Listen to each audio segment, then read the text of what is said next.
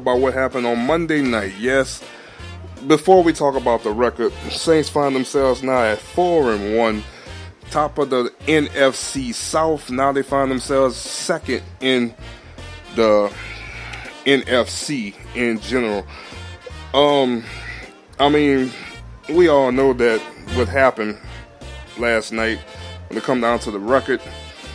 Drew Brees is officially the all-time leading passer in NFL history. And when you hear something like that, especially when you think about basketball, who's the all-time leading scorer? Kareem Abdul-Jabbar. You have Karl Malone right behind him. And you have Kobe Bryant at third, Michael Jordan at fourth. I can't remember who had fifth at this moment in time. But when you hear that Drew Brees is now on the likes like somebody like over Brett Favre and over Peyton Manning and Joe Montana and Dan Marino and all these cats, Warren Moon, he sits at the top of the mountain over all these guys. He's the all-time leader. So shout out to Drew Brees for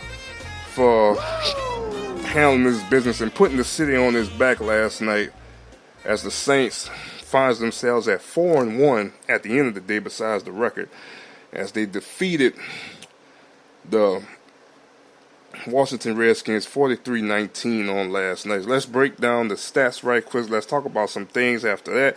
Breeze went 26 for 29, 363, 3 TDs. Mark Ingram, who came back last night, 16 carries, 53 yards, 2 touchdowns. And Traquan Smith, the rookie, 3 receptions, 111 yards, 2 TDs on the day.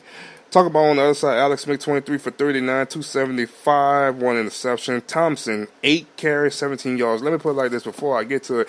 Adrian Peterson came out there trying to hoop it and hop. And when P.J. Williams hit him in shutdowns, we never seen Adrian Peterson too much in the second half. So, AP, go sit down. And Crowder, receiver, 4 receptions, 55 yards for the Redskins on last night. I was impressed. I think the energy was so high in that building last night. I think that's what really put the offense over. Taysom Hill scored. We did see Teddy Bridgewater at the end, but he just came in the game to take three knees and call it a day. That was the end of Teddy Bridgewater last night. But I was hoping we could see a drive with him and the ones. But there's still a lot of season left. There's no telling what can happen. If the Saints get a big lead on somebody else, he might get in and play. I'm very interested to see what's going to happen going forward. You know, they did create a turnover. Justin Hardy caught an interception. You know, really and truly, a better quarterback would have made that read quicker. But, hey, you know, something I've been hoping to see more interceptions. That's only the second interception of the year. We got to see more takeaways in the secondary for sure. I'm very impressed defensively with the defensive line. You know, Sheldon Rankins had a pretty good game last night. Marcus Davenport, he's starting to come along more and more. I think they trying to take the rawness out of him and make him a smooth defensive player on that defensive line to cause havoc. You know, Cameron Jordan, he did his thing last night. You know, just there's certain times that the defense don't make the key stops when it's needed. Like last night, it was a 3rd and 15, and Washington picked it up. They had converted on 2 third downs in the game. I think that was in the second quarter. Kept the drive alive. One thing I did notice, though, on the offensive end was the Saints at first did have drives staying alive due to the Redskins being penalized. That's one thing you don't want to always depend upon penalties. That was 2 back-to-back drives that they did score on because of penalties. Something that you don't want to lean on too much, but you take what you can get. I want to see the offense be a little bit more crisp. There was no Ted Ginn last night. Some things that I was impressed with that they did. You did see people like Cameron Meredith, even though he did fumble in the second quarter. You really didn't see too much of him in the second half. But Cameron Meredith, he was in the game. He had 5 receptions, 71 yards. Michael Thomas last night's typical solid night, 4 receptions for 74 yards. Ben Watson's 4 receptions for 30 yards. Josh Hill, 2 receptions for 24. Mark Ingram, 2 receptions for 20. Austin Carr, 2 receptions for 17. Kamara, 3 receptions for 15. And Drew Brees, 1 reception for 1 yard on the night last night.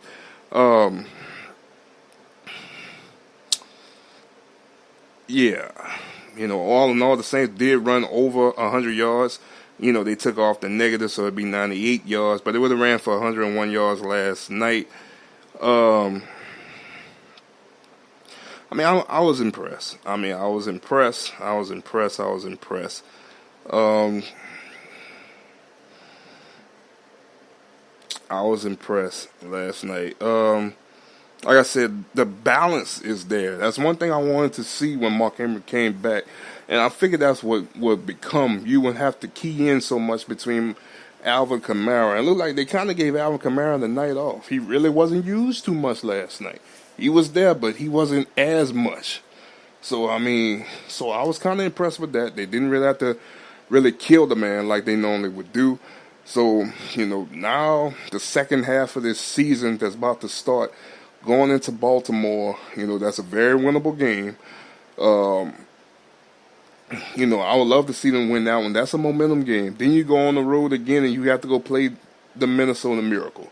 I think that's the one I think everybody keyed in. Let's not overlook that game with Baltimore and knowing that we got to go play Minnesota. Because to me, you could really beat Minnesota. And you could beat Minnesota running away if the defense come up and really plays a solid game to stop Adam Thielen and Stephon Diggs. I mean, to me, the two games that I have seen of that team is pretty much you have to stop them two guys. That's it.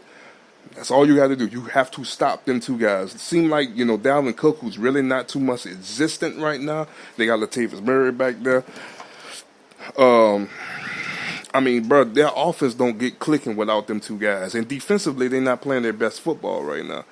Something that the Saints did expose in that second half, and even when they went to Philadelphia, they got exposed again. So, I mean, look, we're going to see a rematch. We already seen the rematch from the NFC Championship game. Now we're going to see a rematch from the semifinals. Well, I mean, from the quarterfinals of last year's game. Last year's playoff game coming up in about 3 weeks. So I'm very interested to see. I think that's something that we should pay attention to. But, Mark Ingram just kind of technically had a preseason game last night. Got fresh. He's going to get fresh again in his season. To me, they're going to use a good load of him going week into the next week 8 and 9. And then I always said, I think if the Saints would have played Minnesota and would have played New England in the middle of the season when they got hot last year, they would never have lost them 2 games. Never. Really and truly, New England didn't do nothing special against New Orleans last year. And really and truly, Minnesota didn't do nothing special. New Orleans just had communication issues that they couldn't cover. That was it. So I really think those was 2 games. I think if they was in the middle, oh man, the Saints are hot now, so I think they could do something. I think if they was in the middle of the stress of them 2 games last year, it would have been a whole different ball game. I'm serious. Real different ball game than what we got last year. So I'm interested to see. I'm excited for what they did. Now we're trying to make 5-1, 6-1. Trying to make a true run to get to Atlanta and win in Atlanta. It would be the best feeling to get to Atlanta. Just don't get there, win in Atlanta. You won in Atlanta once, you got to win in Atlanta one more time. And to hold that trophy in that stadium. Oh, them Dirty Birds weren't like that at all. At all. So I'm very interested to see. I think this is when the Saints season is going to get there. Let's talk a little bit about the record. One more time. I just don't want. I want to know now, where do we put Drew Brees when it comes down to the greatest quarterback of all time? I know he don't have all the championship rings. I know he don't have the MVP records. And I know some Patriot fans would say if Tom Brady didn't get hurt back in 2008, 2007, one of them years, and Matt Castle was under center that year, would we be saying we'll probably be celebrating Tom Brady before we celebrate Drew Brees? And I'm 110% with you. That's a possibility, but everything happens for a reason. So now, don't get me wrong, Tom got the rings. Peyton Manning probably got the best regular season success that I have ever seen. Brett Favre just had a major cannon. I mean, what else do Drew Brees have to do? I think personally he has to win another Super Bowl. Definitely win another Super Bowl. To at least be a multi-time Super Bowl winning quarterback. And possibly to get to put a stamp on it, he has to win 2 more. 2 more Super Bowls. He has to win 2 more Super Bowls. If you ask me. I don't know if that's going to happen. For sure, in my eyes, I definitely see he's going to win one more. I think he's going to win one with the group of guys, and if this defense can get, because I was excited to see Justin Hardy last night catch the interception, because you're going to need to lean on more bodies in the secondary. You're going to have to. You're going to have to lean on more bodies in the secondary. So I'm interested to see what's going to happen in the next couple of weeks. And I want to see how the media is going to write Drew Brees off. If he continue to put up, I mean, to me, if he stay at this rate, the MVP conversation probably going to be between him, Jared Goff, and Pat Mahomes. And if he stay at this rate and his interceptions stay under 10, because I know he's going to throw a pick eventually, stay under 10, and he at least throws for at least 36, 37. Let's say he go 37-6. And he throws maybe very close to 5,000. He gets his team to the third round. He gets his team to the Super Bowl. He's your MVP this year. He'll have a league MVP. He'll have a back to the Super Bowl for the second time. 1-1 in the NFC Championship game. Second round's where the Saints has really struggled over the years. What's next for number 9 and company? I'm very interested to see what's going to happen with that, guys. But look, I'll tell you what. We're going to cut it short today. I could have went on and talked about LSU. And I should have went on and talked about LSU in Florida. But I'm not going to waste my breath on foolishness. Not today. It's just not today. I'm going to come back for y'all maybe Friday. I'm not going to have a midweek report since it is so close. I've got to get back in the swing of things. I haven't really been around. There have been some issues going on the last couple of days, so I apologize to my listeners. What I'm going to do, we're going to come back with a scouting report for Saturday.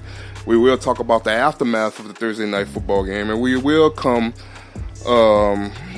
get ready to look at some of the key matchups over the weekend for the NFL. No Saints this weekend, but that don't stop me from grinding. Instead, I still love the NFL. So I'm definitely going to be looking for something that's going to mean something that's probably meaningful to New Orleans or just meaningful in general as a football fan. So we'll look at that Friday. Love you guys. Look, basketball about to start. We're going to have to get into that. Probably when the championship series with baseball start, we'll cover a little bit more of that. I need to do better with covering baseball. If I'm going to be a sports guy, I got to know everything, right? Right. Besides hockey, I just can't get there. I don't know nothing about no hockey. I try to play hockey on NHL 2019 on the Xbox. I struggle so bad, so hockey's not for me, guys. I'm sorry, hockey fans. It just ain't for me. We'll be back Friday. Love you guys. Thank y'all for listening. It's a quick little show, third down, and we're out.